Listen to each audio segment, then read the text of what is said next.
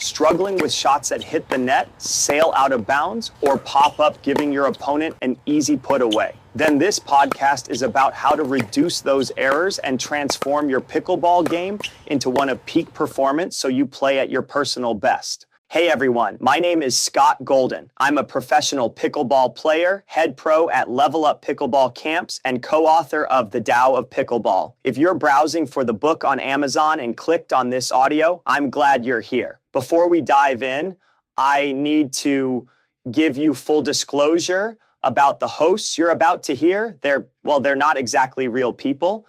The male host voice is based on the persona of my co-author, Jeff Morris, and our female co-host represents a professional pickleball player and commentator. We think this is a revolutionary new way to interact with information, and we're excited for you to experience it. So let's get to it. Welcome to the deep dive. If you're a competitive player, you've probably hit that wall. You know the one, where you can drill a perfect third shot drop for an hour straight, no problem. But then the score hits 9-9 in a tiebreaker, and suddenly, poof, that same shot just dissolves into a pop-up. And, usually an angry sigh follows. Right, and that moment, that failure, it's almost never technical. It's internal. So today, we're digging deeper than just mechanics, beyond the backhand rolls and serve spins. We're exploring what our sources are calling the Tao of Pickleball. It's really about this invisible game. The game of self-mastery happening inside every single point. Okay, let's unpack that, because honestly, that feeling of being stuck, it's so relatable. I spent a really long, painful time stuck right around that 3.0 level, pouring maybe 15 hours a week into just pure mechanics, drills. Yeah. I really thought, if I could just get that perfect power drive or nail that tricky shot, everything would suddenly click. The classic technique trap. Exactly. I was obsessed with the how of the stroke, but completely ignoring who was hitting it, especially under pressure. And that failure point. Yeah. That captures so many dedicated players. See, in pretty much any competitive arena, martial arts, sports, whatever, there's this point where the physical tools, the skills, they start to equalize. Once you hit, say, the high 3.0s, maybe low 4.0s in pickleball, you can basically assume your opponent can dink, drive, serve, move. They're competent. So if everyone's practiced their technique for hundreds of hours, why do some players keep winning and climbing while others just stay stuck? It's usually not about a slightly better slice dink. Okay, so if we both have the same tools, the same muscles, same practice hours, what's the difference maker? Why does one player climb and the other stall? It comes down to self-mastery. It really does. The player who climbs, they hit that same stroke, sure, but they execute it consistently. They do it under pressure. They do it from the right position. And with this, like crystal clear intention, consistently winning, depends on mastering these 4 essential layers.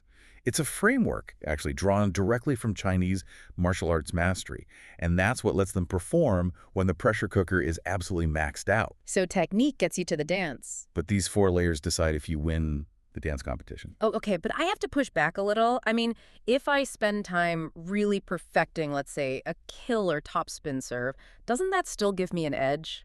Even against someone who's mentally solid. Why isn't technique still king? Well, think about it. Technique is only useful if you can actually access it reliably, right? Okay. The issue isn't that your topspin serve isn't good enough in practice. The problem is when you're down 8-10 in the third game, suddenly your mind starts racing, your breathing gets shallow, your whole body tenses up. Yeah, I know that feeling. And that perfect technique you drilled, poof, it vanishes. You start battling your opponent and you start battling yourself, your own tension, your own fear. These 4 layers, they teach you how to maintain the, let's call it, mental and energetic discipline to let your best technique actually show up when it counts, naturally. Right. Okay, that clicks. That makes sense. So let's make this concrete. Tell us about that gold medal match you mentioned, the Ontario Provincials. That sounds like a pressure cooker situation. Oh, it was the perfect storm. You had basically equalized skill meeting, absolute maximum pressure. Going into those finals, the players were really tightly matched. DUPR ratings, I think, were hovering around 3.6, very narrow band. So basically a coin flip based on pure ability. Pretty much. Then the match goes to a Game 3 tiebreaker. Tension is sky high, and the score immediately jumps to 6-0. One side is instantly under this just crippling stress. Oof. Yeah, 6-0 down in a final tiebreaker. That's tough. And right there, that's where the breakdown started. Under that intense pressure, one of the players missed what was, honestly, An incredibly easy shot, a standard mid-court drive return. Something he could probably hit 99 times out of 100 in practice. But the internal state wasn't standard practice, was it? Not at all. It was chaos. And his reaction showed it all. He just slammed his paddle straight down onto the court. Hard. And you could just see him mentally check out. The discipline just shattered. Wow. That paddle slam? That's dramatic. Yeah, but the slam is just the symptom, right? Not the actual disease, physically. Nothing changed in that split second. Same muscle, same training.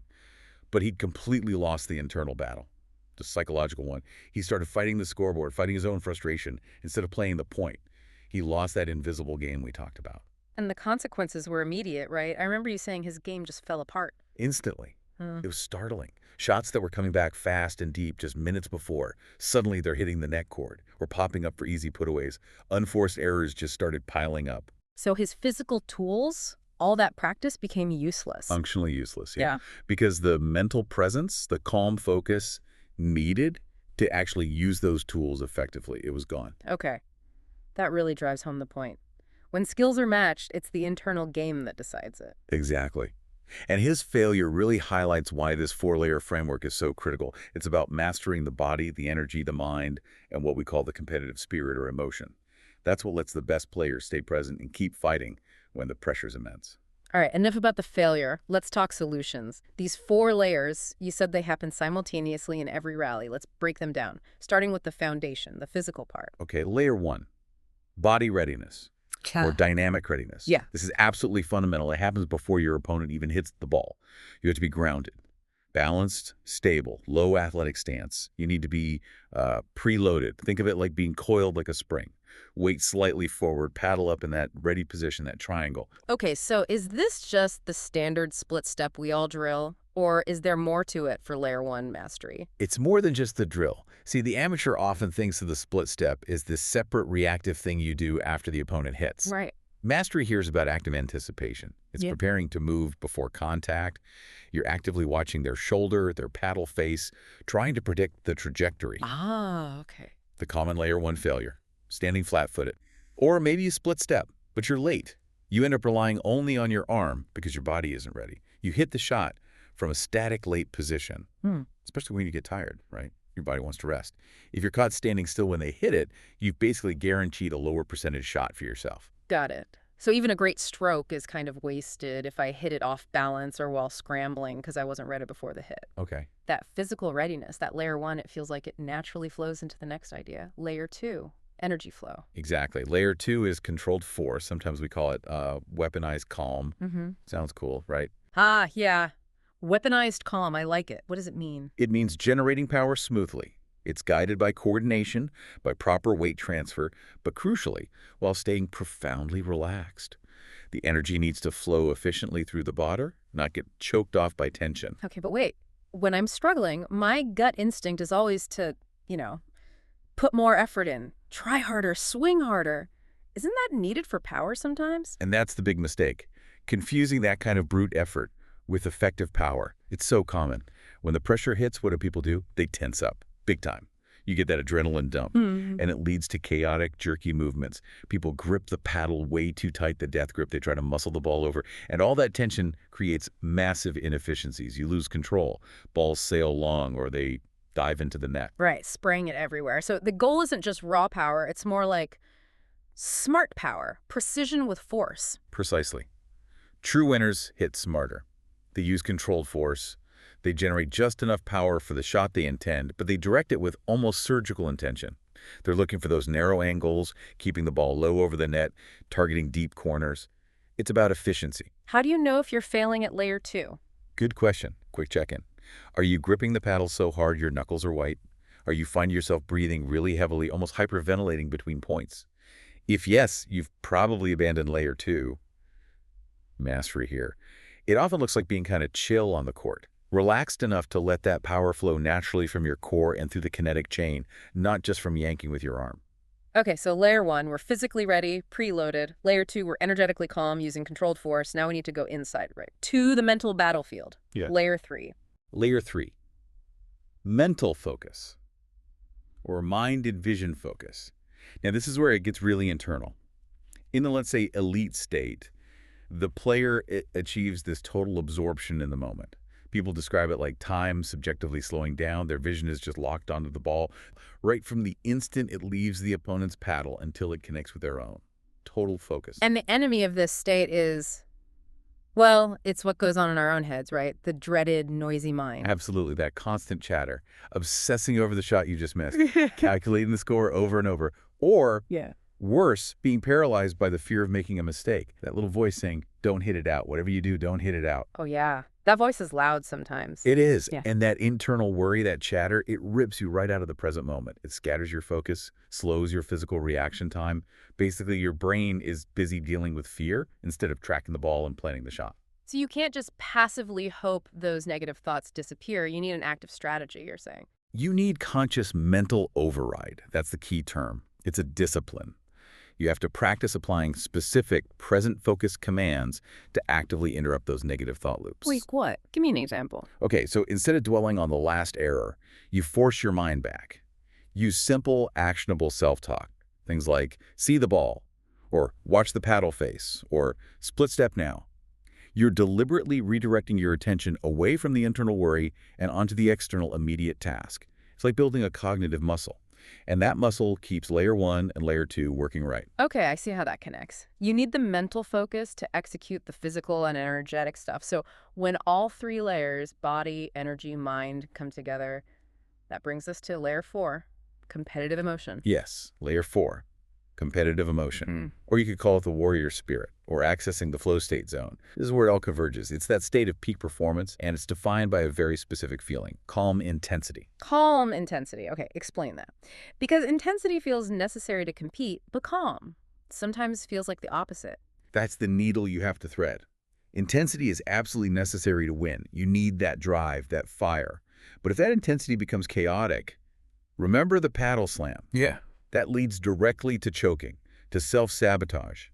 On the other flip side, if your intensity drops too low, if you become too calm, you risk becoming passive, tentative. You stop dictating play. So the flow state is that perfect balance, that sweet spot right in the middle, where things feel almost automatic, but still intentional. That's it exactly. In that zone, players often report the court seems bigger, the ball looks slower, movement feels effortless, yet precise. You maintain a rhythm.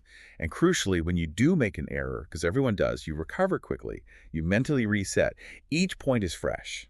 And connecting back to the provincials example, the player who slammed his paddle, he had maximum intensity, sure, but zero calm. Zero calm. It was a complete layer 4 failure, which, predictably, led straight to self-defeat, even though his skills were likely equal. So let's quickly recap how these layers can break down, how the failure cascades. Right. It's rarely just one thing. They domino.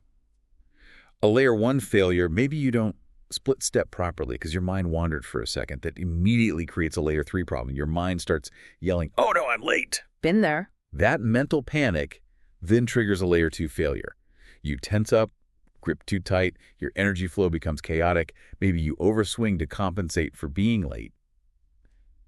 And the end result, you miss the shot.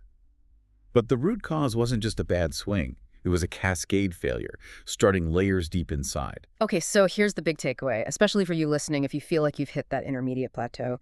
The reason this is called the invisible game is because most players, and even spectators, only see the symptom. They see the missed shot, they see the paddle slam, they see the frustration, but they don't see the underlying cause. They don't see the mental noise that created the physical tension that ultimately led to that error. And this framework, body readiness, energy flow, mental focus, and competitive emotion. It isn't just pickleball. It's universal. It applies to martial arts, high-stakes business negotiations, performing arts. It's really the Tao of self-mastery, you could say. Often, your biggest opponent isn't across the net. It's the chaos and the fear inside your own head. And those intermediate players, the ones who feel stuck but have put in the hours on technique, they're the ones who can potentially make the biggest leap, right? By focusing on this internal foundation. Absolutely, because the technique is often already there. It just needs the mental and emotional scaffolding to support it under pressure. By consciously applying these principles, focusing not just on what shot to hit, but on how you are showing up, how present you are, that's how you unlock that skill you already possess. This is genuinely what led to that documented jump for players using this approach, going from a solid 3.0 to winning tournaments at the 3.5 level. The technique didn't magically change overnight. Their ability to access it did. Okay, so a final thought to take away, maybe something to chew on. Yeah, here's something profound to carry on to the court next time you play. Remember this. When skills are equal, the winner is simply the one who shows up more completely. So your internal checklist before a point shouldn't just be, is my paddle ready? Ask yourself, am I truly here? Am I fully present? Meaning, is my body ready and balanced? L1. Is my energy controlled and calm? L2. Is my mind focused and resilient? L3 and L4. That reframes everything. Just having this framework gives you a totally new way to look at why you win or lose points, especially the crucial ones. So the call to action here is maybe start simple. Next time you play a match, next time you miss a shot you think you should have made, don't just replay the bad swing in your head. Instead, take a breath. Run a quick internal check. Layer 1, was I ready? Layer 2, was I tense? Layer 3, where was my focus? Layer 4, how was my intensity? Use that concrete self-talk we mentioned, see the ball, relax grip, to bring yourself back. That awareness alone, just starting to notice these internal states, that will begin to shift the outcomes of your competitive matches. It really will. Now go find your flow state. That's our time for this deep dive. If you're ready to integrate these principles and unlock your best game, the complete guide is waiting for you in our new book, The Tao of Pickleball. If you're watching on YouTube, you can order your copy right now by clicking the direct link in the description below this video. If you're just listening, the next time you're on Amazon, just search for The Tao of Pickleball to get your copy in paperback or for Kindle. The Audible version coming in late 2025. Thanks for listening, and go find your flow state.